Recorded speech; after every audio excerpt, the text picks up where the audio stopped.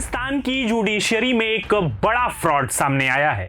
बिना LLB degree वाले एक आदमी ने इस्लामाबाद हाई कोर्ट में 5 साल तक जज के तौर पर काम किया। यह 30 साल पुराना राज तब खुला जब कराची यूनिवर्सिटी के रिकॉर्ड में 2 अलग अलग एनरोलमेंट नंबर और फर्जी एडमिशन का पता चला। कोर्ट ने अब उनकी नियुक्ति को इनवैलिड घोषित कर दिया है। नमस्ते, मैं हूं निशान।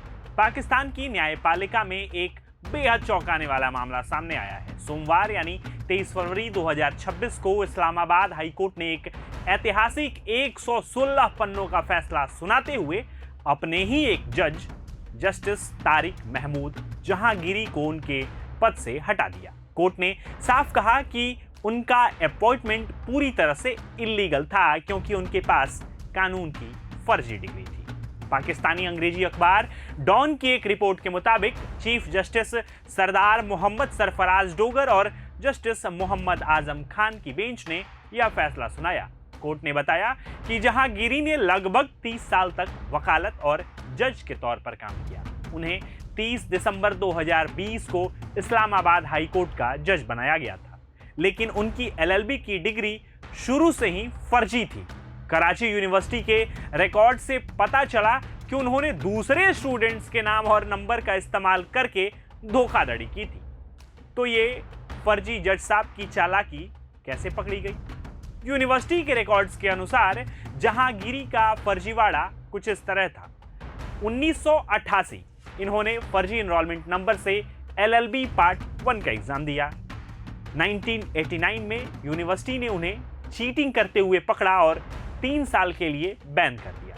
1990 में सजा काटने के बजाय उन्होंने तारिक जहांगीरी नाम से दोबारा एग्जाम दिया, यानी कि नाम बदल दिया।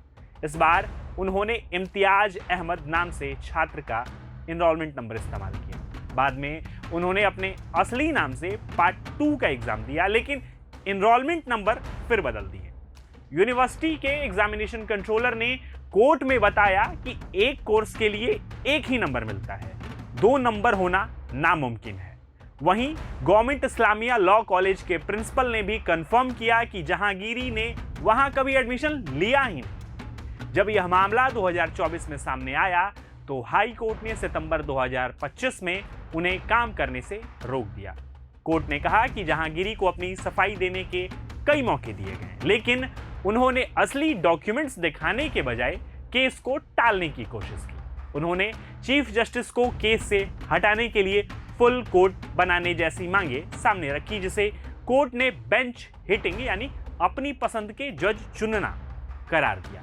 रिपोर्ट के अनुसार जहांगीरी ने दलील दी थी कि उनका मामला सुप्रीम जुडिशियल काउंसिल यानी SJC में जाना चाहिए, as like supreme court of Pakistan. लेकिन हाई कोर्ट ने मलिक असद अली बनाम फेडरेशन ऑफ पाकिस्तान केस का हवाला देते हुए कहा कि SJC जज के काम और व्यवहार की जांच करती है, लेकिन अगर किसी की नियुक्ति ही फर्जी डिग्री पर हुई हो तो हाई कोर्ट उसे रद्द कर सकता है। कोर्ट ने 2 टूक कहा कि जो चीज शुरू से ही गलत है उसे बाद में सही ठहराया नहीं जा सकता।